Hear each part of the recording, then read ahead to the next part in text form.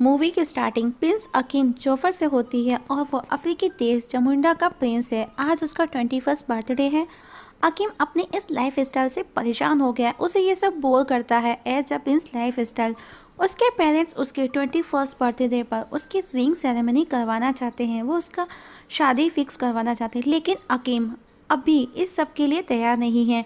वो वर्कआउट करते समय अपने दोस्त सैमी को बताता है कि वो एक इंडिपेंडेंट ख्यालों वाले लड़की चाहता है। वो अपने खुद के विचार उसके सामने रखे, अपनी बातें उसके साथ में शेयर करे। शाम को रिंग सेरेमनी फंक्शन होता है। वहाँ पर अकीम अपनी होने वाली वाइफ से कुछ देर अकेले में बात करने का कहता है। सब उसे देखने लगते हैं और जब वो उसे रूम में लेकर के जाता है तो अकीम उस लड़की से उसकी पसंद पूछता है। तो वो नोटिस करता है कि उसकी हर पसंद अकीम पर शुरू होती है और अकीम पर ही ख़त्म होती है, चाहे वो फूल ही क्यों ना हो। अकीम कहता है, क्या तुम वही करोगी जो मैं कहूँगा? लड़की बोलती है, हाँ बिल्कुल।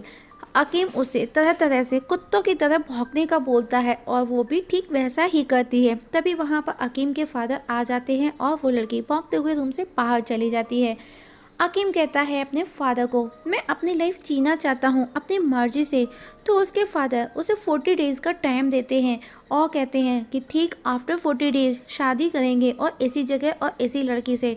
अब अकीम अपने दोस्त सैमी को लेकर के चला जाता है एक लड़की की तलाश में, जिसके उसके खुद के अपने सपने हों, अपनी इच्छाएं हों। और वो क्वींस के न्यूयॉर्क शहर में पहुंचते हैं। एयरपोर्ट पर उनका सामान देख सब लोग हैरान रह जाते हैं। हम देखते हैं कि अकीम बाहर की दुनिया से बिल्कुल अनजान है।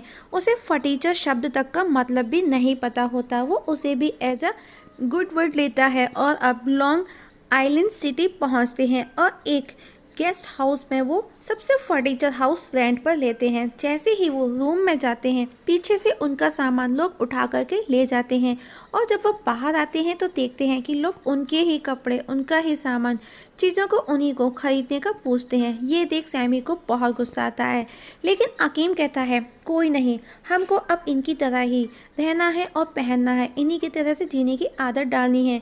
जिसके लिए दोनों वहीं के लोगों के जैसे कपड़े खरीद कर पहन लेते हैं और अब दोनों लड़के की तलाश में निकलते हैं। वहाँ पर वो स्क्रीन पर एक ऐड देखते हैं और एक बार्बर शॉप में पहुँचते हैं। बार्बर अकीम को उसकी चोटी देख कर के पूछता है, भाई कैसे कटिंग करवानी है? जिस पर अकीम बोलता है, जो भी अच्छी लगे कर दीजिए। बार्बर उसकी चोटी कट करके कहता है, लो भाई हो गई कटिंग। और अब सब ये देख करके हंसते हैं। अब अकीम सैमी लड़की की तलाश में निकल जाते हैं और एक क्लब में नाइट में पहुंचते हैं। वहाँ पर वो तरह तरह की लड़कियों से मिलते हैं, उनके इंटरव्यू लेते हैं, जिन्हें देख देख सुन सुन करके वो दोनों बोर होते हैं।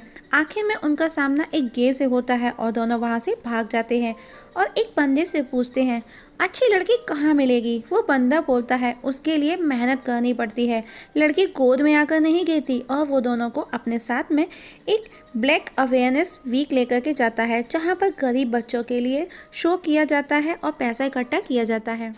अकीम वहाँ पर एक लड़की को देखता है, लीज़ा मैकडोवेल, और वो उसे बहुत पसंद आती है और अब वो उसी के मैकडोवेल में जाकर के, जो कि तो फूड कॉर्नर था, जॉब करने का डिसाइड करते हैं, जहाँ पर लीज़ा के फादर उन्हें हायर कर लेते हैं और लीज़ा के फादर से वो मिल करके उन दोनों को जॉब पर भी रख लेते हैं। और अब अकीम लीज़ा से बात करने के लिए पोंछा लगाते लगाते उसके पास बार बार जाता है और उसे अपना नाम बता कर के कहता है, मुझे आज ही आपके यहाँ पर कूड़ा फेंकने का काम मिला है, अगर आपके पास कूड़ा हो तो फेंक दो क्या? और कहता है, अगर कूड़ा फेंकने की याद आए तो मुझे याद कीजिएगा। तभी वहाँ पर डेरिल आता है, जो कि लीज़ा का फ्रेंड है, लेकिन लीज़ा के फादर उसे सीरियस लेते हैं क्योंकि वो एक रिच फैमिली को बिलोंग करता है।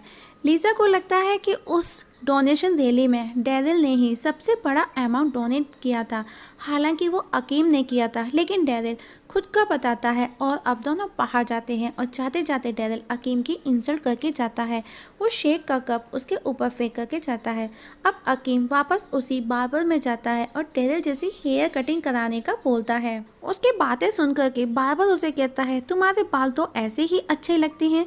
तो वो उसे पूछता है, लड़की अमेरिकन है तो उसके बाप को पटाओ, बाप पट गया तो समझो वो पट गई, बालों के बारे में ज़्यादा मत सोचो, बाप को पटा डाला तो लाइफ छिंगा लला। अब अकीम लीज़ा के फादर को इम्प्रेस करने की कोशिश में लग जाता है, लेकिन नो रिजल्ट। मैकडोवेल का एक वर्कर अकीम को बताता है कि यहाँ की अमेरिकन लड़कियाँ सिर्फ पैसे वाले लड़कों को ही घास डालती हैं और अब लीज़ा को वो diamond earring as a present मिलते हैं जिसे अकीम ने ही भेजे थे। सैमी अकीम पर गुस्सा करता है, इतने दिन हो गए हमें एक लड़की नहीं मिली। तभी लीज़ा उसे अपने साथ में मैच देखने के लिए इनवाइट करती है। मैच देखने डैरल, अकीम, लीज़ा और उसकी सिस्टर साथ में जाते हैं। मैच के दौरान डैरल अकीम की इंसल्ट करता है जो कि लीज़ा को अच्छा नहीं लगता और साथ ही लीज़ा की सिस्टर भी अकीम के साथ में फ्लर्ट करने की कोशिश करती है। अकीम वहाँ से उठ कर के वॉशरूम जाता है और वो एक लाइन में खड़ा होता है। तभी हम देखते हैं कि एक वर्कर आकर के अकीम को पहचान लेता है और वो उसको सलाम करने लगता है। उसके साथ में वो फ़ोटो भी खिंचवाने लगता है। लीज़ा और डैरल ये सब देख रहे होते हैं और वो शॉक्ड होते हैं कि आखिर वो है कौन। नेक्स्ट डे मैकडोवेल में एक बदमाश लूटने के लिए घुस आता है तो अकीम और सैमी मिलकर के उनके उस मैकडोवेल को लूटने से बचाते हैं। ये देख लीज़ा और उसके फादर उनसे इम्प्रेस हो जाते हैं और उन्हें अपने घर इनवाइट करते हैं क्योंकि उनके घर में पार्टी है। लेकिन वहाँ पर लीज़ा के फादर उनसे वही एज अ सर्वेंट ही काम करवाता है। पार्टी के दौरान लीज़ा को पता नहीं चलता कि डैरिल ने उसके फादर से उसका हाथ मांगा है शादी के लिए। और जब लीज़ा के फादर अनाउंस करते हैं कि डैरिल और लीज़ा की रिंग सेरेमनी की पार्टी है ये, तो ये सुनकर के लीज़ा को बिल्कुल भी अच्छा नहीं लगता कि उसके बिना पूछे इतना बड़ा डिसीजन कैसे। तो वो डैरिल को साइड में ले जाकर के बात करती है और वो उस पर गुस्सा करती है कि आगे लाइफ में कभी भी उसकी लाइफ को लेकर के कोई डिसीजन मत लेना और वहाँ से बाहर जाकर के अकेली बैठ जाती है।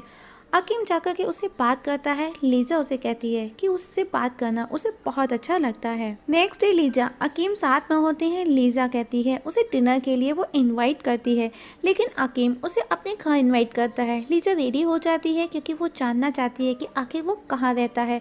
और जब वो घर जाते हैं तो घर में सैमी स्विमिंग पूल बना करके आराम कर रहा था और अब अकीम लीज़ा को ये सब दिखाना नहीं चाहता तो सैमी के सारे पैसे वो ले जाकर के एक भिखारी को दे देता है।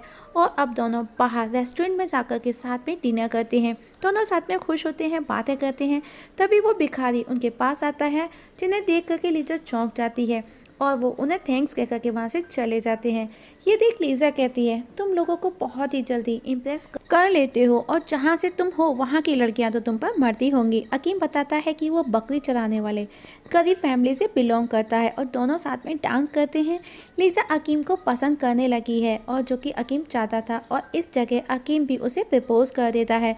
दोनों एक दूसरे को किस करते हैं। वहीं सैमी घर से पैसे मंगवाता है क्योंकि उसका सारा पैसा अकीम ने भिखारी को दे दिया था। जब वो घर लौटता है तो घर पर लीज़ा की सिस्टर होती है। घर को देख वो उसे कहती है कि तुम ये सब उस सैलरी में अफोर्ड नहीं कर सकते। वहीं अकीम बहुत खुश है और खुशी में वो ज़ोर ज़ोर से गाना गा रहा है जो कि रात हो रही है। और घर पर पहुंचकर देखता है कि लीज़ा की सिस्टर सैमी के साथ बेड पर होती है और सैमी ने उसे सब कुछ बता दिया होता है। नेक्स्ट डे लीज़ा के डैड उसे अकीम के साथ में डेट करने का मना करते हैं क्योंकि वो डैरल को पसंद करते हैं क्योंकि डैरल एक रिच फैमिली से बिलोंग करता है। वहीं अकीम अपना घर चेंज करता है क्योंकि सैमी ने घर को एकदम चकाचक कर दिया था और अकीम लीज़ा को ये सब बताना नहीं चाहता था कि वो एक प्रिंस है। और अब अकीम लीज़ा के साथ डेट पर जाता है और वो बहुत खुश भी होता है। तभी वहाँ अकीम के पेरेंट्स भी आ जाते हैं और उसी बार्बर शॉप पर जाते हैं। वो उनका मजाक बनाते हैं उनके वेशभूषा को देख करके। अकीम के फादर उनसे पूछते हैं अकीम का और जब उसे पता चलता है कि वो किसी रेस्टोरेंट में काम करता है तो वो बहुत गुस्सा करता है और अब सैमी उन्हें देख शॉक्ड हो जाता है। और अकीम फादर सैमी पर गुस्सा करते हैं कि उन्होंने उसके भरोसे यहाँ पर भेजा था। वहीं अकीम लीज़ा के साथ डेट पर होता है, दोनों खुश होते हैं। वहीं लीज़ा फादर डैरिल को डिनर पर बुलाता है क्योंकि वो उसके साथ में लीज़ा की शादी करवाना चाहता है।